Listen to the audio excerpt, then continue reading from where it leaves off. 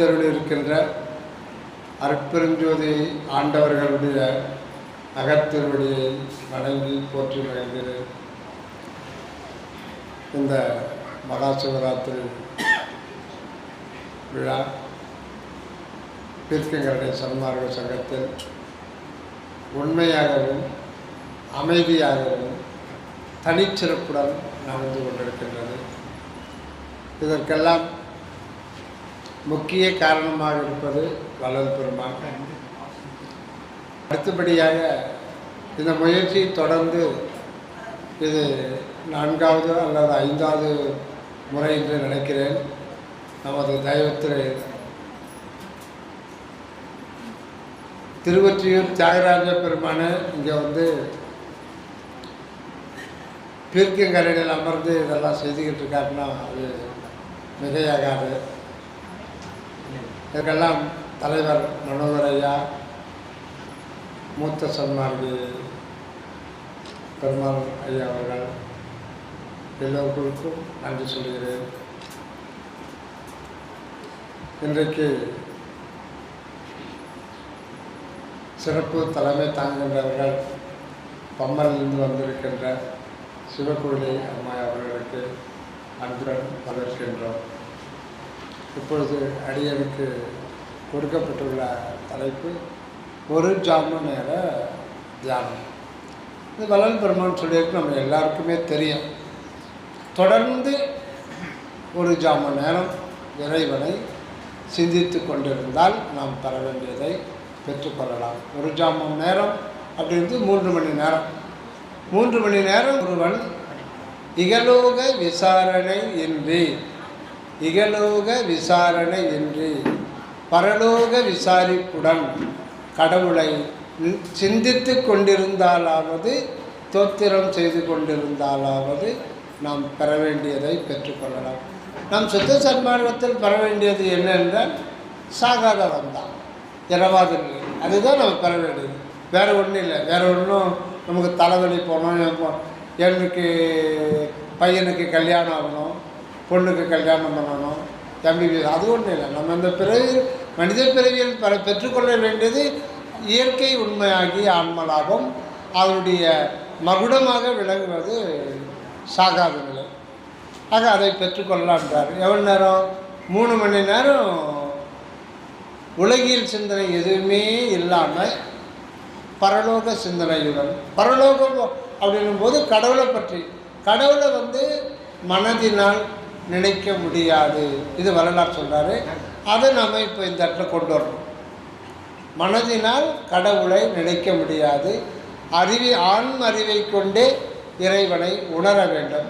அப்படி இருக்கும்போது இகலோகம் அப்படின்னும் போது நம்ம உலகியலில் இது இப்படி அது அப்படி, இந்த வேலை, இந்த கடமை, வேலை வாய்ப்பு, நாளைக்கு நம்ம என்ன பண்ண போகிறோம், வீடு கட்டணும், அதை செய்யணும், இது செய்யணும், பிள்ளைகளை படிக்க வைக்கணும், பொண்ணுக்கு கல்யாணம் பண்ணணும், இது ஏகப்பட்ட உலகியல் சம்மந்தப்பட்ட விஷயங்கள். இது எல்லாமே ஏன் வேண்டான்றாருன்னா, ஒரு கொஞ்ச நாளைக்கு ஸ்டாப் பண்ணுங்க. 3 மணி நேரம் இதை நிறுத்துங்க. 3 மணி நேரம் நிறுத்தி வைங்க. அப்புறம் நினைச்சிங்க. இந்த 3 மணி நேரத்தில் இதெல்லாம் நினைக்காம மனதை கடந்து ஆன்ம அறிவிலிருந்து அந்த கடவுள் சிந்தனையிலேயே இருந்தால் நாம் பெற வேண்டியதை பெற்றுக்கொள்ளலாம். இது சாத்தியமா? நீங்கள் செஞ்சு பார்த்துருக்கீங்களா? யாராவது 3 மணி நேரம் நினைப்பு மறப்பற்ற நிலையில் இருந்து இறைவனோடு மெர்ஜாய் இருக்க முடியுங்களா? ரொம்ப ரொம்ப கடினம். ஏன் அப்படின்னா, இன்னொன்று, இப்போ தியானம் பண்ணுறோம். பெரும்பாலானவர்கள் 90% பேர் எனக்கு தியானத்தில் மனம் அடங்கலை. நம்ம சன்மார்க்கில் இருக்கிறவங்களே கூட தியானத்தில் வந்து சரியாக இதாகலை அப்படின்னு சொல்கிறோம், கேள்விப்படுறோம். காரணம் என்னென்னா, நாம் ஒரு டைம் ஃபிக்ஸ் பண்ணிக்கிறோம். விடியல் காலில் விட்டுடுங்க. சில பேர் விடியல் அவசர அவசரமாக வேலைக்கு போக ஆரம்பிச்சுருவாங்க. அதான் நமக்கு விடியகாலம் எழுதுகிற பழக்கமே இல்லையா. அதனால் பொழுது விடிஞ்ச பிறகு சூரிய ஒளிப்பட்டு தான் நம்மளை எழுப்புறோம். அப்புறம் வந்து சரி வேலைக்கு போய்ட்டு வந்து சாயங்காலம் வந்து இல்லை சாப்பிட்டோம் 1 மணி நேரம், ஒரு 8லேருந்து 9 இல்லை 8லேருந்து 8:30 உட்காரணும். அப்படியே உட்காரும்போது மொத்தம் கிளறிட்டு வரும். அப்போ தான் உலகியல் சிந்தனைலாம் மொத்தம் கிளறிட்டு வரும். எல்லாமே அப்போ தான் வரும். அதுக்கு ஒரு சின்ன ஒரு கதை சொல்கிறேன். இந்த கதையை கேட்டு பாருங்கள், எப்படி நம்ம எப்படி எந்த நிலையில் இருக்கிறது. ஒரு சந்தையில் ஒரு சித்த வைத்தியர், ஐயா சித்த வைத்தியர் உங்கள் கதையில் வந்து அந்த ஊரில் ஒரு வில்லங்க முடிச்சு ஒருத்தர் இருப்பான். அவன் வந்து எல்லாத்தையும் திருவருட்பான் முதற்கொண்டு மொன்னாத்தையும் பண்ணிவிடுவான்.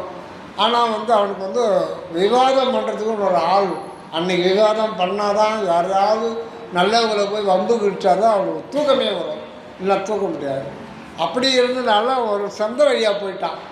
அங்கே போனால் நம்ம ராமலிங்கம் வைத்தியர், ராமலிங்கம் சித்த மருத்துவமனைன்னு போட்டு அங்கே வந்து எழுதியிருக்கு, இங்கே திருவருள் துணையால் சகல வியாதிகளும் குணப்படுத்த முடியும்.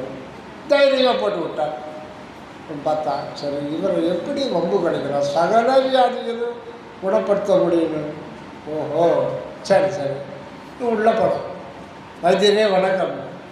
சரி வாங்க உட்காருங்க. ஒரு வைத்தியர் அவரை பற்றி கேள்விப்பட்டிருக்காரு ஏற்கனவே, இது வெள்ளாக்கம் பக்கம். இவன் போனான். போயிட்டு ஐயா எனக்கு ஒரு தீராத வியாதி இருக்குது, எவ்வளோ செலவானாலும் பரவாயில்ல, எனக்கு அந்த வியாதி போகும். அப்படியா, என்னப்பா வியாதி? எனக்கு சாவு வர்ற மாதிரி இருக்குது அப்படின்னு. சாவு வர்ற மாதிரி இருக்குது, அதுக்கு மருந்து வேணும். ஆமாம், இதுதான் அற்பா பாடின வளர பாடியிருக்கார் இல்லையா, இரவா வரம் தரும் நற்சபையெல்லாம் பாடியிருக்கார் இல்லைங்களா. இரவாத வரம் தரும் மருந்து அப்படின்னா நல்ல மருந்தின் மருந்து, அந்த பாடல்கள் வைத்தியநாத மருந்து இதெல்லாம் வருது. இந்த இரவை சாகாமல் இருக்கிறதுக்கு மருந்து கொடுக்குறேன்னு நல்லா சொல்லியிருக்காரு. நீங்கள் அந்த பேர் தான் வச்சுருக்கீங்க. அவன் சாகாமல் இருக்கணும், நான் எனக்கு மருந்து வேணும். சரி, இவன் வம்புக்கு வந்திருக்கான், இவன் வந்து விவாதம் பண்ணி சரி கட்ட முடியாது, இவன் அனுபவ ரீதியாக தான் இது பண்ணுன்னு சொல்லிட்டு சரின்ட்டார் ஐயா. சரிப்பா கொடுத்துருவேன், ஆனால் கொஞ்சம் அதிகமாக செலவாகும். எவ்வளோ செலவாகும்? 1000 ரூபா. 1000 ரூபா தானே, நான் 2000 கொடுக்குறேன், உங்களால் முடியுமான்னு. முடியும்பா, அதான் நீ சொல்லிட்டு இதை போட்டிருக்கல சகல வியாதின்னு சொல்லிட்டு. அது வந்து இறப்பு வந்து ஒரு பிணின்னு தான் வள்ளலார் சொல்கிறார். இறப்புன்றது அது ஒரு பிணி. இரவா பிணின்னு ஒரு அகவலில் வருவார். அதை தான் சொல்லி காமிக்கலாம். மரண பெருமினின்னு விளையாட்டு சொல்லிட்டா, நோய் தானே, அப்போ அதுக்கு மருந்து கொடு. மரண பெருமினி வாரா வகைமிகு கரண பெருந்திரல் காட்டிய மருந்து. அதனால் எனக்கு சொல்லிட்டார் திட்டாடு, நான் வந்து ரெடி பண்ணிடுறேன், நீ 1000 ரூபா கொடுத்தாப்போ அதிகமெல்லாம் நான் போனஸ்லாம் எனக்கு வேண்டாம். சரி, எப்போ சுவாமி வரேன், எப்போ சுவாமி வரணும், ஒரு வாரம் கழிச்சு வரேன். ஏன்னா நான் நிறைய சாமான்லாம் வாங்கணும், அதெல்லாம் வாங்கி செய்யணும். சரி வந்துட்டார். ஒரு டேட் சொல்லிட்டாரு, வந்துட்டான். வந்த உடனே வைத்தியர் இந்தப்பா லேகியம். இன்னும் அதிர்ச்சி ஆயிடுச்சு. நாம் ஏதோ ஒரு வம்புகளுக்கலான்னு போனால் ஒரு லேகியமே தயார் பண்ணிட்டேன், சாகாமத்து. வைத்தியரே இது என்ன, இது சாப்பிட்டா சாக மாட்டேங்க, இது சாப்பிட்டா நீ சத்தியமாக சாக மாட்டேன். 1000 ரூபாய்க்கு வச்சுட்டான், சத்தியமாக சாக மாட்டேன். உண்மையாகவே சொல்லிங்களா? இதில் எதனா பத்தியம் இருக்கா? எந்த பத்தியும் இல்லை. நைட்டு காலை மாலை ஒரு ஸ்பூன் போட்டு வெந்நீர் சாப்பிட்டா போதும், நீ சாக மாட்டேன். மெய்யாலுமே சொல்கிறீங்களா? நீ இன்னும் மெய்யாலும் வந்து கேட்ட, யாரும் இது வரல கேட்கல, ஆனால் நான் சொல்லி நீ கேட்ட, நான் செஞ்சுட்டேன். இந்த கிளம்பிட்டான். எப்பா தம்பி ஒரு நிமிஷம் வந்தா, நீ பத்தின்னு ஒன்று கேட்டல, அதை மறந்துட்டேன். ஒரு பத்தியும் இல்லை, ஆனால் மன சம்பந்தமான பத்தியம் தான், வேறு ஒன்றும் இல்லை. அதுதானே சொல்லுங்க. சாப்பிடும்போது குரங்கு மட்டும் நினைக்கக்கூடாது, வேற ஒன்றும் இல்லை. சே, இது போய் ஒரு பத்தியமா என்ன டாக்டர் போயிட்டான். போயிட்டு குளிச்சு திங்க அது தரகிறான். வைத்தியர் என்னவோ சொன்னாங்க, குரங்கு தத்துரூபமாக நிற்குது. அவரை எப்படி பழி வாங்கலையாவும் தெரியாதா? எத்தனை பேர் பார்த்துருக்காங்க. அந்த மாதிரி தியானத்தில் நம்ம ஒரு டைமு ஃபிக்ஸ் பண்ணிட்டு பகலெல்லாம் மனசை ஓட விட்டு அந்த டைமில் வந்தால் தியானம் சித்திக்காது, கஷ்டம். அப்போ என்ன பண்ணணும்னா நிகழ்காலில் ஒரு நாள் ஃபுல்லாகவே ரொம்ப விழிப்புணர்வோடு இருக்கணும். தேவையில்லாத சிந்தனையாக நமக்கு தேவையில்லை. நம்ம மூக்கு தேவையில்லாத நுழைக்கும். உன் மூக்கை ஏன்டா அதெல்லாம் நுழைக்கிறான்னு தேவையில்லாத ஏன்டா உன் மூக்கை நுழைக்கிறாரு. இந்த மூக்கு பற்றி பெரிய ஒரு இது இருக்குது, தகவல் இருக்குது. மூக்கு முனை நின்று நோக்குதல் சரணம் சொல்லுவார். மூக்கு நுனி ஆகிய புருவமதி. இதுக்கு நம்ம சங்கத்துகளில் சில சங்கங்களில் சண்டை வந்துடும் அன்பர்கள். மூக்கு நுனியில் தானே இதுவா, இது மூக்கு நுனியா, இது மூக்கு நுனியா, இப்படியே பார்ப்பாங்க. சில பேர் மூக்கு நுனியை பார்ப்பாங்க, சில பேர் இப்படி கண்ணு மேலே உள்ளே சொல்லிவிடும். நாங்கள் மூக்கு நுனின்னா என்ன, அந்த மூக்குக்கு இன்னும் அவ்வளோ அர்த்தம் இது அகப்பொருள். அப்போது உங்களுக்கு குழந்தை பிறந்துச்சு, எல்லாம் பெரியவங்க வந்துட்டாங்க. 6 மாதம் ஆகும்போது உங்கள் பெரியப்பா யாரும் வராரு. என்ன தியாகராஜா குழந்தை நல்லா மூக்கு மொழியுமா இருக்க, எங்கள் வாய் இருக்குது, பல் இது காது இருக்குது, உதடு இருக்குது, தாடை இருக்குது, ஏன் மூக்கு மொழியுமா இருக்க. மூக்கு மொழி, அது ஏன் மூக்கு மொழி சொல்கிறாங்க. இது அகப்பொருள். உள்ளே மூக்கு அப்படின்னும்போது அது உணர்வு நிலையை குறிக்கும். நம்ம உடம்புல உணர்வு நிலை. இப்போ மூக்கனுடைய வேலை என்ன, ஜீவசுவாசம், இடகலை பிங்கலை நினைப்பு. இதனால தான் நமக்கு நினைப்பு மறப்பே வருது. இதை கட்டுப்படுத்திட்டீங்கன்னா இங்கே சுழுமணியில் வச்சுருவாங்க யோகத்தில், நினைப்பு மறப்பே வராது. மனமே இருக்குது, மனம் செத்து போயிடும், மனத்தை சாவடிச்சிருவாங்க. ஆக மூக்கோட இது மூக்குக்கும் இந்த சுவாசத்துக்கும் மனதுக்கும் சம்பந்தம் இருக்குது. இப்போ நம்முடைய மூக்கு சுவாசிக்கிறது எப்போ சகஜமாக இருக்குது. இப்போ நம்முடைய மனம் உடலோடு கலந்து ஸ்தூலத்தன்மை அடைந்து விட்டது. நம்முடைய உணர்வு ஸ்தூலத்தன்மை அடைந்து விட்டது. ரொம்ப நல்லா திடமாக தடிமனாக மாறி போச்சு. உடம்பு தான் நான் அப்படின்றோம். அதுதான் இந்த உணர்வு ஸ்தூலத்தன்மை அடையுது. அதனுடைய நுனிப்பகுதி நுட்பமாக மாற்றணும். அதுதான் மூக்கு நுனி என்கின்ற புருவமதி இங்கே கிடையாது, அது சூக்கும உடம்புல இருக்கு. அந்த ஒரு இதுதான் உண்மையில் அது உணர்வு அதிசூக்கும நிலையில் கொண்டு போகணுன்றதுக்காக அந்த மூக்குன்றது. அந்த மூக்குன்றது உணர்வை குறிக்குது. அந்த உணர்வு தான் நமக்கு உண்மையில் அகவிடியாக இருக்குது. அதுதான் நெற்றிக்கல். அது இது ஒன்று தான், வேறு வேறு இல்லை. மூக்கு மொழியுமா இருக்குன்னா அது நுண்ணிய உணர்நிலை மூக்கு. சரிங்க, அது ஒன்று. இப்போ நாம் இதுக்கு வருவோம். ஆக இப்போ 1 ஜாம நேரம் வள்ளல் பெருமான் சொல்கிற மாதிரி தொடர்ந்து 3 மணி நேரம் இருந்தால் நம்ம இரவா நிலையை பெற்றுக்கொள்ளலாம். சன்மார்க்கில் என்ன பெற்றுக்கொள்ளலாம். அப்போது நம்ம திடீர்னு செய்ய முடியாது. அதுக்கு நம்ம ஒரு முறை வரலாறு சொன்னார்கள். அது வரலாறு போன்ற உத்தமர்களுக்கு சத்திய ஞானிகளுக்கு வேணால் சாத்தியமாகலாம், நமக்கு சாத்தியம் இல்லை. அது தினசரி முயற்சி பண்ணணும். அந்த 3 மணி நேரம் 3 மணி நேரம் வாங்காத தானம் பண்ணணும். இங்கே ஒருத்தரும் நிற்க மாட்டாங்க. 10 நிமிஷம் 1 மணி நேரம் அதுக்கே மனசாகிடும். நம்ம 1 மணி நேரம் தியானம் பண்ணாலுமே ஏன்னா ஒரு ஃபியூ செகண்ட்ஸ் தான் அங்கே நிற்கும். அப்போ நம்ம அது காரணம் நாள் ஃபுல்லாக பிஸ்னஸ்லேயோ இல்லையோ ஓட விட்டு மற்ற சிந்தனைகள்லாம் மனதை படர விட்டால் அது திடீர்னு வசப்படுமுன்னா வசப்படாது. ஆக நாள் ஃபுல்லாக விழிப்புணர்வில் இருந்து இந்த ஈஜியில் போடுறாங்க இல்லைங்களா, கிராப், அந்த ஆடியோ கிராப் எவ்வளோ பீட்டி இப்படி வரும். அது ரொம்ப மேலே சொன்னாங்க உயிருக்கு ஆபத்துன்னு அர்த்தம். கொஞ்சம் திட்டமாக வந்துச்சுன்னா பரவாயில்ல, ஏதோ பிரச்சனை இருக்குது, அதுக்கேற்ற மாற்றணும். சமமாக வராது. சமமாக வந்தால் ஆற்றே ஓடலன்னு அர்த்தம். அதை போட்டு லேசாக அப்படி போட்டுன்னா சீராக இயங்குதுன்னு அர்த்தம். அப்போ நம்முடைய இது இப்படி இருக்குது, குரங்கு மாதிரி தாவிக்கிட்டு இருக்கு. இந்த நிலையை திடீர்னு 6 மணிக்கு தியானம் பண்ணால் வருமானா சத்தியமாக வராது. சத்தியமாக வரவே வராது. இல்லைனமோ ஓடும். ஆஃபீஸ் கணக்கெல்லாம் உங்களுக்கு அங்கே வரும். லேப்டாப் இங்கேயே ஓப்பன் பண்ணுறீங்க. அதனால் நாம் விழிப்புணர்வோடு இருக்கணும். நமக்கு தேவையில்லையா அதில் வேண்டாம், கட் பண்ணு. அப்போது அதை அப்பப்போ கட் பண்ணிகிட்டே அதை வச்சுக்கிட்டோம். தியானத்தை பட்டுன்னு செட் ஆகிடும். இது 3 மணி நேரம் பலமுறை நம்ம வாழ்நாளில் ஒரு 1000 முறை பழக்கம் பண்ணோம்னா நம்ம இந்த பிறவியில் கொஞ்சம் ரெடி ஆகலாம். அது இன்னொன்று சரணானந்த சாமி சொல்கிறதுக்கு அதை சொல்லிக்காங்க. ஏன்னா வள்ளல் பெருமானுடைய உள்ள கிழக்கை எதுன்னு சொல்லிட்டு நமக்கு தெரியாது. ஞானிகள் தான் அதை பற்றி அறிவாங்க. சுவாமிகள் இந்த 1 ஜாம நேரம் சொல்கிறாங்க.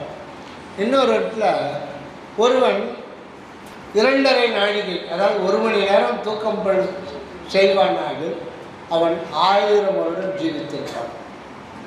1 மணி நேரம் தூக்கம் பண்ண முடியுமா?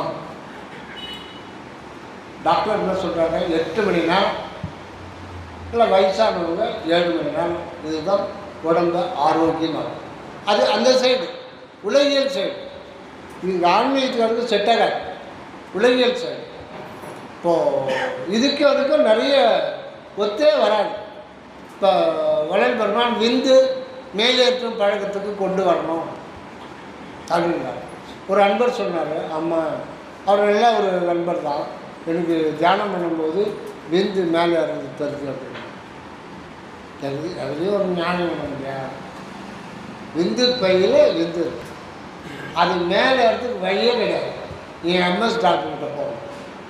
கேள்வி விந்து பையிலேருந்து விந்து இது வழியாக தான் வெளில வருவே தவிர முதுகு தண்டு வழியாக போகிறதுக்கு வழியே கிடையாது. ஆனால் விந்துவை மேலேற்றும் பழக்கத்துக்கு கொண்டு வர வேண்டும். அப்போ வல்லார் சொல்லிட்டு பொய்யாமல் அதுவும் பொய்யாகாது. அது எப்படி? விந்துவிலேயே சூக்கும தூள நிலை, சூக்கும நிலை, அதிசூக்கும நிலை. இது பொருளாகிறது ஆற்றலாக மாற்றி சேமித்து வச்சுக்கிறாங்க. அது ஆற்றலாக மாறும். ஆசிடிஸ் திரவமாக விந்து வெடித்து செத்து போயிடுவான்.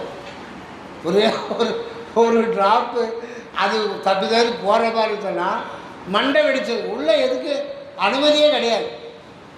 அப்படி இருக்கும்போது எந்த இடத்துல இருக்குது விந்து போய் விந்து தலைக்கு மேலே அதை கம்ப்ளீட்டாக ஆற்றலாக மாற்றுறது சூக்கும தேகத்தினுடைய வேலை. அப்படியே மாற்றிட்டு இருக்குனாங்க. 3 வேளை சாப்பிட்றது 1 வேளை சாப்பிட்டாலே போதும். இப்போ நீங்கள் இருக்கீங்க இல்லையா, 2 வேளை தான் சாப்பிட்றீங்க. அது 1 வேளை கொஞ்சம் சாப்பிட்டாலே போதும். அது பசி எடுக்காது. ஏன்னா அந்த ஆற்றல் அப்படியே சேவ் பண்ணி கொஞ்சம் கொடுத்தாலே போதும். அந்த மாதிரி ஒரு இது கொண்டு வரணுன்றதுக்காக அது மாதிரி சொல்கிறாங்க. நிறைய அது மாதிரி வித்தியாசம் வரும். அப்போது 1 மணி நேரம் தூக்கம் அப்படின்றது 2.5 நாழிகை. 2.5 நாழிகை தூக்கம்ன்றது தூங்காத தூக்கம். 1 மணி நேரத்து ஒரு 3 மணி நேரமாக தூங்கணும் பொதுவாக சன்மானம். மேலும் சுருக்கி 1 மணி நேரம் தூக்கம்னா அது நாம் நினைக்கிற தூக்கம் கிடையாது. அப்படியே தூங்க பழகினாலும் உடம்பு கெட்டு போயிடும், உடம்பு தேராது, ஜீரணமே ஆகாது. அப்போ அவர் சொல்கிறது என்ன சொல்கிறாரு, 1 மணி நேரம் தூக்கப்படுது 2.5 நாழிகை. அது தான் என் சாமி எனது துறை கடைசி படத்தில் இருப்பான். என் சாமி எனது துறை என்னுயிர் நாயகனார் என்று நான் இருக்கும் இடத்தில் அமர்கின்ற பின்சாரும் 2.5 நாழிகையில் எனது பேருடம்பில் கலந்து உளத்தில் பிரியாது மகிழ்ந்திருப்பார்.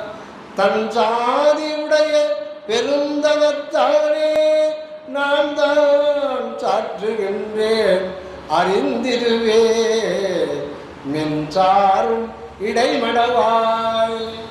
மின்சாரும் இடைமடவாய் அப்படின்னா அது மனதை குறிக்கிறது. மனம் என்கின்ற தோழியை குறிக்கிறது. மின்சாரும் இடைவு பெண்கள் சொல்கிறாங்க இல்லைங்களா, இது மனமாகிய தோழி சொல்கிறார். மனமே உனக்கு இது விளங்க எப்போ 2.5 நாழிகை நீ கடந்த போது. அந்த 2.5 நாழிகை கடத்தல் தான் 1 மணி நேரம் என்கின்ற தூக்கம். அந்த தூக்கம் பண்ணணும். 1000 நாள் ஜீவித்திருப்பான்னா 1000 நாள் ஜீவித்திருப்பான்னா 1001வது நாள் செத்து போயிட போகிறான்னா அதனால் நான் பேசுவேன். ரொம்ப நாள் உலகத்தில் வாழ்ந்துட்டா வெறுப்பேர் போயிடும். ரைடுங்களா, ரொம்ப நாளைக்கு இந்த உலகத்தில் வாழ்ந்த சலிப்புத்தன்மை ஏற்பட்டுரும். தேவர்கள்லாம் அந்த மாதிரி தான் இருக்கும். அவங்க 1,00,000 வருஷம் 2,00,000 வருஷம் இருப்பாங்க. அவங்க சலிப்பு தன்மை ஏற்பட்டுரும். அந்த மாதிரி 1000 வருடம் ஒரே சூழ்நிலையில் இருக்கும்போது சலிப்புத்தன்மை ஏற்பட்டுரும். 1000 வருடம் இருந்து 1001 வருடம்னாங்க. 1000 வருடம் இருந்து பிரயோஜனம் இல்லையே. 1000 அப்படின்றது தா அப்படிங்கிற எழுத்து 1000 இந்த 1000ல் தமிழகத்தில் ஞான சித்தர்கள் நிறைய பழமொழி இருக்காங்க. யானை இருந்தாலும் 1000 பொன், யானை இறந்தாலும் 1000 பொன். இதுக்கு செத்து போன யானை 1000 சவரம் கொடுத்து வாங்குவேனா? யோசனை பண்ணி பாருங்கள். ஒரு யானை இறந்தாலும் 1000 பொண்ணுன்னா, ஒரு யானை செத்து போச்சுன்னா அதை எப்படி கொண்டு போய் புதைக்கிறதுனே பெரிய பிரச்சனை ஆகிடும். அதை எவனாவது 1000 பொண்ணு கொடுத்து வாங்குவானா? அதனால் இதுக்கு அதுக்கு சம்மந்தம் இல்லை. 1000 யானை இருந்தாலும் 1000 பொன், யானை இறந்தாலும் அதுக்கு அர்த்தம் வரும். இன்னொன்று, 1000 பேரை கொன்றவன் அரை வைத்தியன். அப்போ முழு வைத்தியன் ஆகுன்னா இன்னொரு 1000 பேர் சாவடிக்கணுமா? இது அநியாயமான அந்த பழமொழி. இது அதிசுக்கமானது. 1000 பேர்னா நம்மளுடைய உணர்வில் நிறைய பேதம். அவங்க வேறு, இவங்க வேறு, இது வேறு, அது வேறு, அது வேறு, வேறு வேறு வேறு வேறு ஆயிரக்கணக்கான நானாவித பேத நாம ரூப தோற்றமுடைய இந்த உலகத்தை மயக்க உலகம். ஆனால் தான் வளர் பெருமா அயலறியா அறிவுனார். எல்லாம் தானாகவே அறிவார், யாரும் தானாக நெற்றல். ஆனால் தான் அவருக்கு இந்த கண்ணில் பார்க்க மாட்டாங்க, நெற்றிக்கண்ணால் தான் பார்க்கும்போது யாவும் தாமாக இருக்கிறதா வரும். இப்போ நாம் இங்கே ஒரு 30 பேர் இருக்கிறோமா நாம் நினைக்கிறோம். இது நம்முடைய அபோக்கு அனுபவம். ஆனால் வரலாறு அனுபவம் வரலாறு மட்டும்தான் இங்கே இருக்காங்க. அருட்பெருஞ்சோதி ஆண்டவருடைய அனுபவம் அவர் மட்டும்தான் இருக்கார். நீங்கள் அவர் தான் நீங்களாக இருக்கிறது உங்களுக்கு தெரியாது, அவருக்கு மட்டும்தான் தெரியும். உங்களில் வரும்போது நம்ம அதுக்கு ஒரு சுழி போட்டு மறைச்சிடுவார். அப்போ வரலாறுடைய அனுபவத்தில் இந்த பிரபஞ்சம் முழுதும் தான் மட்டுமே இருக்கார். அதுதான் இயற்கை தனி அனுபவத்தை தந்தது. இயற்கை தனி அனுபவம், ஒன்றாக காண்பதுவே காட்சி, ஒன்றென காணும் உணர்ச்சி என்புரிமை. இதுதான் சுத்த சன்மார்க்கத்தில் ஒவ்வொருத்தரும் பெற்றுக்கொள்ள வேண்டியது தான். இதுதான் ஆண்மநிலை ஒருமைப்பாட்டுரிமை. ஒருமை என்னை போல் ஒருமையுடன் இருங்கள்னு ஒன்றே ஆன தன்மை உணரும். ஒருமைன்னா கான்சன்ட்ரேஷன் வேறு, realization of oneness of truth. Realization of oneness, ஒன்று மட்டும்தான் இருக்கின்றது என்று உணர்வது ஒருமை. கான்சன்ட்ரேஷன் அப்படின்னா நினைப்பு வரப்பட்ட ஒரு நிலை, அது ஓர்மை. மன ஓர்மை வேறு, வரலாறு சொல்கிற ஒருமை வேறு. மன ஒருமை யார் மேலே வச்சுக்கலாம். ஒருமை இப்போ வரலாறு பெருமான் மட்டும்தான் அந்த ஞானிகள் அதை வந்திருக்காங்க. அதுவும் என்னை போல் ஒருமையுடன் இருங்கள்லாம் அங்கே சொல்கிறது அற்புதஞ்சோதி ஆண்டவர். வரலாறுன்னு பார்த்தோம்னா பூர்ணமாக அந்த அற்புதஞ்சோதி ஆண்டவர் தான் வரலாறு வடிவ தன்னுடையதாக கொண்டு அங்கே சொல்கிறார். என்னை போல் ஒருமையுடன் ஒன்றான ஒரு உண்மை நிலையை இருப்பது ஒன்று தான், ஒன்றே சிவம்தான் என அறிகின்ற அறிவே தகும் அறிவு. அதனால தான் ஒன்று என்று இரு, தெய்வம் உண்டு என்று. தெய்வம் தான் இருக்கு. நான் இருக்க பட்டத்தார் பட்டத்தார் நான் இருக்கிறேன்னே ஒரு உணர்ல தெய்வம் தான் இருக்கு. தெய்வத்தை தவிர ஒரு எதுவுமே இல்லை. ஏன்னா இறைவன் எல்லாம் வல்லவன், எல்லாம் மாணவன். அதான் நான் முழுதுமானான் என ஆகம வேத முறைகள். ஆக இந்த ஆயிரக்கணக்கான அந்த நாம ரூப தோற்றங்கள்லாம் மறைந்து எல்லாம் ஒன்றுதான் அப்படின்ற உணர்வு வருகின்றது தான் அந்த ஒருமை நிலை. அதுதான் 1000 பேரை கொன்றவன். அப்போ கூட அவன் அற வைத்தியன் தான். அப்போ முழு வைத்தியனோடு தன்னை இணைக்கணும் போது தான் அங்கே வைத்தீஸ்வரன் மட்டும்தான் இருப்பார். நாம் அது கரைஞ்சி போயிடும். அந்த மாதிரி ஒரு நிலை. இந்த நிலை தான் 2.5 நாழிகையில் அது கொண்டு வர்றார். அப்படி கொண்டு வரும்போது அவன் 1000 ஜீவத்தில் இருப்பான். உண்மையில் 1000 ஒருவன் தான் அங்கே இருக்கிறது. தா அந்த 1000ன்ற எழுத்து சொல்லும்போது தா அப்படின்ற ஒரு எழுத்து, அதுதான் தயவில் வரணும். அந்த தான்றது தான் இந்த தகராகாச கடவுள். அகண்ட வான் பெருவெளி நாம் பார்க்குறோம் இல்லைங்களா, அது பேர் பூதாகாசம். அதுக்கு உள்ள ஒரு ஆகாசம் இருக்குது. அதுதான் வள்ளல் பெருமான் தகராகாச பெருவெளிகிறார். தகர மெஞ்ஞான தனி பெருவெளி எனும் அகர நிலைப்பது ஏற்படுகின்றது. அதனால தான் ஞான சபையிலே தகர கண்ணாடி விளக்கு வைத்தல் வேண்டும். தகரம்னா இத்தா என்ற எழுத்து குறிக்கிறது தகராகாசம். அதுதான் தகராகாசம், தகராலயம். தகர ககன நடன அருட்பெரும் ஜோதியை சுத்த மோனாதீத இயலால் அனுபவிப்பதே உண்மை. இது அற்பெரும் ஜோதி அச்சகம் 1942 அதில் தான் இருக்கும். இப்போலாம் அது மாதிரி வாசகத்தை பார்க்க முடியும். தகர ககன நடன அருட்பெரும் ஜோதி. ககனம்னா ஆகாசம், தகர ககனம்னா தகராகாசம். அந்த தகராகாச வெளிமுற்றம் அதுதான் நமக்குள்ள சுருங்கி இங்கே ஏற ஆன்மாவாக இருக்கிறது. அந்த தயவுக்கு நிறைய சாமி அர்த்தம் சொல்கிறாங்க. இது எல்லாமே சுத்த சன்மார்க்கன்றது சாதாரணமானது இல்லை. மிக முடிவு வேதாகமங்கள் இதுவரையில் திணறுது.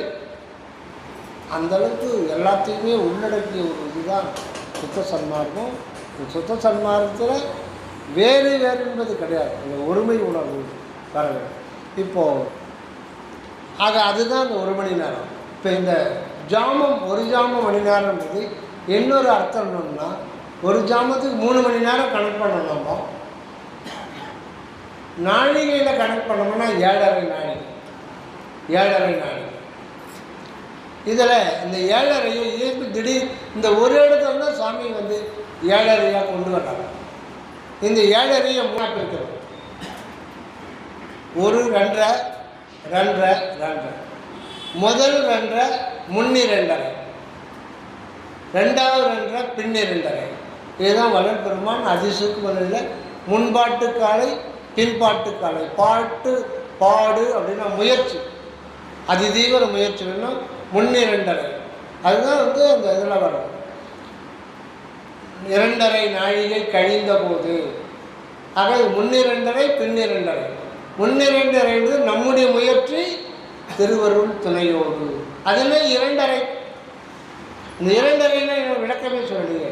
அதாவது சைவ ஆகமத்தில் ஒரு ஆன்மாவுக்கு 3 மலம். அதுதான் நம்ம 3 பட்டயம். 3 பட்டயம் மலம். இந்த மலம் எங்கே என்ன இருக்குன்னா, நமக்கு மொத்தம் 3 உடம்பு. அதை நம்ம புரிஞ்சுக்கணும். அதுக்காக தான் 3 பட்டை, 3 உடம்பு. இது மாமிச உடம்பு. இதுதான் நமக்கு தெரியுது. இது கண்ணுக்கு தெரியுதுனால இது மட்டும்தான் நாம் நினைக்கிறோம். இதை இயக்கிற ஒரு உடம்பு ஆவி உடம்புன்னு, சுக்கும உடம்பு ஆவி உடம்பு, அதுதான் உயிர். இது உடம்பு உயிர், அது ஒரு உடம்பு.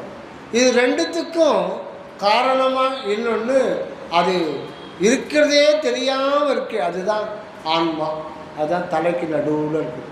அது ஒரு பார்க்கலாம் முடியாது. அதுதான் காரண உடம்பு. ஆக 3 உடம்பு: உடல், உயிர், ஆன்மா. தூள இன்னொரு வகையில் சொன்னோம்னா தூள சரீரம், சூக்கும சரீரம், காரண சரீரம். இப்போ இந்த தூள சரீரம் நோய் நொடியெல்லாம் வர்றதுக்கு காரணம் என்னன்னா, முன்ஜென்ம செஞ்ச பாவ புண்ணியங்கள். அதுக்கு பேர் தான் கர்மா, கர்ம மலம். அது தொடர்ந்து வந்துகிட்டே இருக்கும். அது இந்த உடம்புல காரியப்படும். இதை நம்ம நீக்கிக் கொள்ள வேண்டும். திருவருள் துணையோடு நீக்கிக் கொள்ளணும். இந்த தேக உணர்வே போயிடணும். அப்போ தான் நீங்கும். இந்த தேக உணர்வே போயிடணும். தேக உணர்வை மாற்றணும். அறுத்துருவம் மாற்றியிரு அப்படின்வாங்க அவை பிராட்டியார். அறுத்து உருவம் மாற்றி இருக்கும். இந்த உருவத்தை மாற்றி அறுத்துரு, வாளால் அறுத்துரு. இது நான் இல்லைன்னு ஞான வாழ் கொண்டு அறுத்து இதை மாற்றி உன்னுடைய உருவத்தை இங்கு இருப்பதை உன்னுடைய ஞானதான் உன்னுடைய உருவமாக அதை பெற்றுக்கொண்டு அங்கு வசிப்பாயாகட்டும். அடுத்து உயிர். உயிரில் இருக்கிறது, உயிர்ன்றது உயிர் உணர்வு. இந்த உயிர் உணர்வில் தான் எல்லாமே நமக்கு வருது. காமம் உடம்புல எடுப்பில் காமம் நம்ம உணர்வில் தான். உணர்வோடு மனம் இருக்கு. உயிர் வெளி அதனை உணர்கலை வெளியில் அயலற வகுத்தற்படும். அந்த உயிர்வெளிக்கு ஓட சேர்ந்து இருக்கிறது தான் மனம், உணர்ச்சி. எல்லாமே அது ஒரு மிகப்பெரிய ஒரு இதுதான். அந்த பிரகிருதி தத்துவத்தில் அந்த சுக்கும தேகத்தில் இருக்கிறது மாயா சக்தி, மாயாமலம். அந்த மாயாமலம் இருக்கிறதுனால தான் அவா, வெகுளி, காமம், பொறாமை, துவேஷம், இழிவரல், ஏகப்பட்ட மாயா சக்திகள் இந்த உயிர் உணர்வு தான் காரியப்படும். இதுதான் மாயாமலம். இது இறைவனுடைய செயற்கை மலம் இதெல்லாம். ஆக இது நீக்கணும்னா நாம் மனதையும் உயிரையும் கடந்து போகிறோம். அது இரண்டாவது, அது ஒரு பங்கு. அப்போ முதல் பங்கு தேகமே நான் என்ற உணர்வு கடந்தால் அது மாயா கண்ணமனம் நீக்கப்பட்டவர்கள் ஆகும். இரண்டாவது, இந்த மனமும் உயிரும் சேர்ந்து அது ஒரு அனித்திய ஜீவனும் சேர்ந்து அது ஒரு நிலை இருக்குது. அந்த நிலையை கடந்தோம்னா நம்ம மாயா உணர்ச்சிகள்லாம் கடந்து வரலாம். இது ரெண்டுத்தையும் கடந்து அடுத்தது அரைநிலை. இதுதான் ரொம்ப முக்கியம். அரைநிலை அப்படின்னா ஆன்மாவில் மலம், ஆணவ மலம் இருக்கும். நான் தான் அப்படின்னு. அந்த ஆணவ மலம் அதுக்கு அறிவு கிடையாது. நமக்கு அந்த இடத்துல இருப்பறியாமல் இறந்த நிலை இருக்கும். அந்த ஆணவ மலம் தன்னையும் காட்டாது, நம்மையும் காட்டாது, ஒன்றையும் காட்டாது. அங்கே என்ன இருக்குதுன்னு மண்டையில் எதுவுமே நமக்கு தெரியல. அது பேர் இருள் நிலை. அந்த இடத்துல அழுக்கிறது அருட்பதி தான் ஆன்மா. இது சைவ சித்தாந்த கோட்பாடுக்கும் வேதாந்த கோட்பாடுக்கும் முற்றிலும் மாறுபட்டது வள்ளலாருடைய சுத்த சன்மார்க்க கோட்பாடு. ஆன்மான்றது அது தற்சுதந்திரமற்ற பசு என்பது சித்தாந்த கோட்பாடு. அதை மறுத்து எழுதுவது சுத்த சித்தாந்தம். சுத்த சித்தாந்தம் என்கின்ற சுத்த சன்மார்க்கம். ஆன்மாவே கடவுள், அது வேதாந்தம். அது எப்படி ஆன்மாவே கடவுள் ஆகும்? அங்கே விசாரம் இல்லை. ஆன்மா ஒருபோதும் கடவுள் ஆக முடியாது. அதனால் அதை மறுத்து எழுந்தது சுத்த வேதாந்தம் என்கின்ற சுத்த சன்மார்க்கம். ஆக இதில் ஆன்மாவில் கடவுளும் ஆன்மாவும் இரு தன்மை கொண்டு விளங்குகிறது. அதாவது அந்த ஒரே நாற்காலி தான் அங்கே இருக்குது. ஒரு உதாரணத்துக்கு அங்கே ஒரே நாற்காலி, அங்கே இருக்கிறது ஒருவர் தான். ஆனால் அவருக்கு ரெண்டு முகம் இருக்கு. ஒரு உடம்பு, ரெண்டு முகம். ஒரு முகத்துக்கு தான் அப்படின்னு பேர், இன்னொரு முகத்துக்கு நானுன்னு பேர். ரெண்டுமே அவர் தான். ஏன்னா அப்படி இருந்தால் அவரே அனுபவிக்க முடியும், இல்லைன்னா முடியாது. ஒரு பொருள் இருக்கே, அதை அனுபவிக்கிறதுக்கு இன்னொருத்தர் வேணும். இன்பப்பொருள், இறைவன் ஒரு இன்பப்பொருள். அவர் மட்டும்தான் இயற்கையிலேயே இருக்கிறது, அவர் மட்டும்தான் இருக்கார். இன்பப்பொருள் தான் மட்டும் இருந்து அனுபவிக்கிறதுக்கு ஒரு ஆள் வேணுமே. ஒரு சர்க்கரை மலை இருக்குது, ஒரு பெரிய வெட்ட வெளியில் அனாதிகாலமாக இருக்குது. அது இருந்து என்ன பிரயோஜனம்? ஒரு எறும்பு வருது திடீர்னு, அது சர்க்கரை மலையை போய் சாப்பிட்டு அதனுடைய ஆனந்தத்தை, அதனுடைய உணர்வில், அது சர்க்கரையானது அதனுடைய உணர்வில் போய் ஆனந்தத்தை அனுபவிக்கும் போது தான் அந்த சர்க்கரை மலை இருக்கிறதுக்கே பிரயோஜனம். யார் மூலம்? எறும்பு மூலம். அப்போ இறைவனை அனுபவிப்பதற்கு நான் தேவைப்படுகிறேன். இறைவனை அனுபவிக்க நான் தேவைப்படுகிறேன். நான் ஜாங்கிரி சாப்பிட்டு ஆனந்தமாக இருக்கிறேன்னா அதுதான் இறைவன் இருப்பதற்கே பிரயோஜனம். ஒவ்வொரு விஷயத்துலையும் நான் விஜய் சினிமா பார்த்து எனக்கு 2.5 மணி நேரம் ஆனந்தமாக இருக்குன்னா அந்த ஆனந்தத்தை, அந்த உண்வழியாத ஆனந்தத்தை அவர் தான் அனுபவிக்கிறார். இன்பம் துன்பம் எல்லாமே நான் என்கிற துவாரத்தின். இப்போ என்னென்ன பிரச்சனைனா, இந்த நான் என்பது நானு நினைக்கிறதுனால்தான் நமக்கு துன்பம் ஏற்படுது.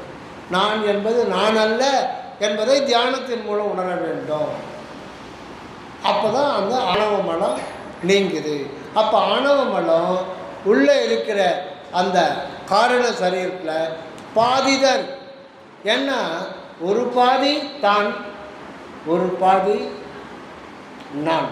அதாவது அறிவுக்கு அறிவு, அதாவது அனுபவிக்கின்ற அறிவு. அந்த அனுபவிக்கின்ற அறிவுக்கு அனுபவத்தை ஊட்டுகின்ற ஒரு அறிவு, அதுதான் பதி அறிவு, கடவுள் அறிவு. அது 2 பேரும் ஒன்றை பிரிக்கவே முடியாது. அப்பேற்பட்ட ஒரு நிலை. அது ஒரு நாணயம் பாரு. எப்படி ஒரு நாணயத்துக்கு 2 பக்கம் இருக்கிறதோ அதே போல தான் அங்கே அந்த ஆன்மா இருக்குது. ஆனால் அது கண்ணால் பார்க்க முடியாது. நான் தான் 2 நிலை. இதில் தான் என்கின்ற பக்கம் எப்பவுமே வெளிச்சமாக இருக்கு. ஆனால் அது இன்னொரு முகம், அதுவே தன்னைத்தானே அனுபவிக்க வருகின்ற பொழுது நானும் அனுபவிக்கிறது. இப்போ அது இருளாக இருக்கு. உதாரணம், நாம் இருக்கிறோம், அதில் எந்த சந்தேகமும் இல்லை. ஆனால் எப்படி நம்மால் இருக்க முடிகிறது நமக்கு தெரியுதா? எப்படி நம்மால் தொடர்ந்து இருந்து கொண்டே இருக்கிறோம், இருக்கிறவரையும் இருந்துக்கிறோம், அவ்வளோதான். வேறு எதுவும் இருக்கும்போது எப்படி என்னால் இருக்க முடிகிறது என்று யாரும் நாம் கேள்வி கேட்பதில்லை. நான் இருக்கிறேன்றது ஒரு உடம்பு, காரண உடம்பு. இந்த உடம்பில் இதயம், நுரையீரல், கிட்னி, சிறுகுடல், பெருகுடல், மலப்பை, ஜலப்பை, சிறுமூளை, பெருமூளை, ரத்தம், எலும்பு, மூட்டு, 72 நாடி எலும்பு, கண், இதனால் ஆனது அப்படின்னு இருக்குது. சூக்கம் உடம்பு எடுத்துக்கிட்டோம்னா உயிர் இருக்குது, உணர்வு இருக்குது, ஆற்றல் இருக்குது, இன்னும் நிறைய உஷ்டங்கள் இருக்குது. உஷ்டம் எங்கேருந்து வருது? உள்ளுக்குள்ளது உஷ்டம் வந்துக்கிட்டே இருக்கணும். இப்படி அது சூக்கம் உடல் பிரகிருதி இதில் நிறைய இருக்குது. அப்போது இதனால் ஆனதுன்னு சொல்லணும். அப்போ காரண சரீரத்திலிருந்து வர்றது தான் நமக்கு இருக்கிறேன்ற ஒரு அனுபவம், நம்முடைய இருப்பு. அது எதனால் ஆனது தெரியாது. அது எதனால் ஆனது என்கின்றான், அன்பு என்கின்ற இந்த வெளியினால் ஆனது தான். அது எப்போ நான் இருக்கிறேன் என்பது அன்பு என்கின்ற ஒரு இருப்பினால் ஆனது. எப்போ உணர்றமோ அப்போ நமக்கு மகனம் இல்லை. அதனால தான் அன்பே நிறைந்து நிறைந்து நான் இருக்கிறேன் அப்படின்றது அன்பு என்கின்ற சத்துவத்தினால் ஆனது. அப்போ கடவுளே அன்பு என்கிற சத்துவத்தினால் நான் என்ற முகத்தை கொண்டு இங்கு விளங்கி கொண்டாரே தவிர நான் என்று ஒன்று தனியாக யாரும் எந்த உயிரும் இருக்க முடியாது. ஆக அங்கே நமக்கு பாதி நிலை இருளார். அதை சத்தியசார தியானத்தினால அதை நீக்கலாம். இதுதான் நாம் திருவருள் துணை கொண்டு சரியான பாதையில் நல்ல விசாரணை செய்து முன் 2.5 முடிக்கணும். அதை முடித்த பிறகு அப்போ அதுதான் நள்ளிருளில் நட்டம் பயின்றாடு நாதனை பாதி இரவில் எழுந்தருளி. நமக்கு பாதி இரவு இருக்குது. பாதி இரவுன்றது என்னென்னா நமக்கு பாதி அங்கே வெளிச்சமாக இருக்குது. நம்முடைய பங்கு நான்ன்றது அது இருளாக இருக்குது. நம்முடைய பங்கு இருளாகவே வச்சுக்கிட்டு இருக்கோம். இப்போ சிவராத்திரின்றது என்ன? அந்த இருள் நிலையில் நம்ம விழித்தழணும். நாளைக்கு காலைல போயிட்டு நிமிர தூங்குறது இல்லை. சிவராத்திரி தத்துவமே சிவன் ராத்திரினே அது அவருடையது தான் ஆக்சுவலாக அந்த நான். ஆனால் அவருடையதுன்னு இல்லாமல் என்னுடையதுன்னு சொல்கிறேன். சரி, உன்னுடையதுன்னு நீ எடுத்துக்கிட்டா அது எதனால் ஆனது அது தெரியாது. ஏன்னா அந்த இடத்துல அஞ்ஞானம் என்கின்ற இருள், அதுதான் சிவராத்திரி. சிவராத்திரியில் வெளிச்சம் இருப்பது நீ ஞானத்தால் அந்த இருப்பு அன்பு என்கின்ற வெளியினால் ஆனது என்பதை நாம் அவனருளாலே நாம் உணர வேண்டும் என்பதை சொல்கிறது தான். அந்த 2.5 நாளை கடந்த பிறகு இறைவன் இறங்கி வர்றார். அந்த 2.5 நாளை கிடச்சிட்டோம்னா கடக்கின்ற பொழுது ஐயோ இவரனாலே என்னுடம்பு என்னுயிர் என்னுடைய ஆன்மா நினச்சிட்டோம், இது உண்மையிலே என்னுடையதே இல்லையே அப்படின்னு நாம் ஒதுங்கிறோம். அந்த நிலை பேர் தான் உடல் பொருள் ஆவி ஆண்டவர்கிட்ட கொடுத்துறோம். எந்த இல்லை, நான் எதுக்கு எனக்கும் சம்பந்தம் இல்லை. நன்றே செய்வாய் தீதே செய்வாய், நானோ இதற்கு நாயகமே. நீ நல்லது செய்யணும், ஒன்றும் கெஞ்சி கூத்தாட்டுக்கணும் ஒன்றும் தேவையில்லை. இது நான் கிடையாது, என் வாழ்க்கை கிடையாது. நீ என்ன வேணால் பண்ணிக்கப்போ. நானோ இதற்கு நாயகமே. இதுக்கு நாயகன் நானா, இது தலைவர் நானா, இதுக்கு நானா முதலாளி, இது கர்த்தா நானா, இது என்னுடையது அல்லதாச்சே, நீ என்னமோ பண்ணிக்கோ. அப்போ எந்த அளவுக்கு இறைவன்கிட்ட மணிவாசக பெருமான் சோதத்தை கொடுக்குறாங்க. எந்த கிடையாது, தீர்க்கமாக சொல்லணும், என்ன வேணால் பண்ணிக்கிறோம், அதை வாங்கிக்கிறான். உடல் பொருள் ஆவிய இறைவன் வாங்கிக்கிறான். என்னதுடலும் உயிரும் பொருளும் நின்னதல்லவோ, என்னதுடலும் உயிரும் பொருளும் நின்னதல்லவோ, எந்த இதனை பெருக என்று இன்னும் சொல்லவோ, எந்த இதனை பெருக என்று இன்னும் சொல்லவோ, சின்ன வயதில் என்னை ஆண்ட திறத்தை நினைக்குதே, சின்ன நினைக்க கண்ணீர் பெருக்கி உடம்பை நினைக்குதே, எனக்கும் உனக்கும் இசைந்த பொருத்தம் என்ன பொருத்தமோ, இந்த பொருத்தம் உலகில் பிறருக்கு எய்து பொருத்தமோ. அப்போது அந்த உடல் பொருளாக வாங்கிட்டு அது தன்னுடைய ஏற்றுக்கின்னு அவர் வாழ வந்துடுறார். எல்லாத்தையும் சுத்தம் பண்ணிடுறார். மனம் இல்லாத போது இந்த தூள தேகம் சுத்த தேகமாக மாறுது, அது இப்போ சூக்கும தேகம் பிரணவ தேகமாக மாறுது, அது ஆன்மா காரணசரம் ஞான தேகமாக மாறுது. ஆக இறைவன் மனித வடிவில் வாழ வந்தார். அப்படி வாழ வந்து தானே ஒரு மனிதனாக மனித உருவில் வாழ்ந்து கொண்டிருக்கிறார். அந்த உத்தமர் சத்தியர் ஞானியர் தான் ராமலிங்க அடிகளார். அவர் பழைய ராமலிங்க அடிகளார் கிடையாது. அவர் எல்லாத்தையும் கொடுத்துட்டார். காலி பண்ண சொல்லிட்டு தான் இறைவன் வந்துட்டார். அங்கே இருக்கிற அற்பர் ஜோதி ஆண்டவர். இது ஒவ்வொரு ஆன்மாவுக்கும் நடந்தே தீரும். இனி வருங்காலத்தில் அது அவருக்கு மட்டும் இல்லை, இனி உலகம் தலைக்கீழாக மாற போய் சுத்த சன்மார்க்கம் மட்டுமே விளங்கும் அப்படின்றவர்கள். அப்போ அது பின்னிரண்டரை. இந்த பின்னிரண்டரை முன்னிரண்டரை 5 நாடிகள் முடிஞ்சிட்டு இல்லையா. இது அடுத்த ஒரு 2.5 இருக்கு இல்லையா. ஒரு ஜாம நேரத்துக்கு இது வள்ளல் பெருமானுடைய அதிசூக்கமான முன்னிரண்டரை பின்னிரண்டரை. இந்த முன்னிரண்டரைக்கு பின்னிரண்டரைக்கு இடையில் ஒரு 2.5 இருக்குது. அது நாம் நினைக்கிற 2.5 அல்ல, 2 அறை. 2 அறையை சேர்த்தா என்ன ஆகும்? 1 ஆகிடும். 2 அறை. இது சரவண சாமி சொல்கிறார். வரலாறு சொன்ன 2 அறைக்கு வேறு இன்னொரு அர்த்தம் இருக்குது. அதுதான் அந்த நடுவில் வருது. 2 அறை ஒன்று சேர்ந்தது. எப்போ? இந்த இருளை நீ இறைவனுடைய அருளால் ஒளியாக்கும் போது அதை நான் தான் சேர்ந்த ஒரு நிலையாயிடும். நானானான் தானானான் நானும் தானுமானான் அப்படின்ற ஒரு நிலை வருது. ஆக இதுதான் உண்மையில் அந்த ஒரு ஜாம நேரம் தியானம். நம்ம 3 மணி நேரம் அது ஒரு வகையில், அது ஒரு கோணத்தில். ஆக எந்த வகையிலையும் நம்ம எச்சரிக்கையோடு இருந்து தான் செய்யணும். தினசரி நாம் ஒரு 2 மணி நேரமாவது நாம் தியானம் பண்ணணும். அதை 2 மணி நேரம் பிரிச்சுக்கலாம்.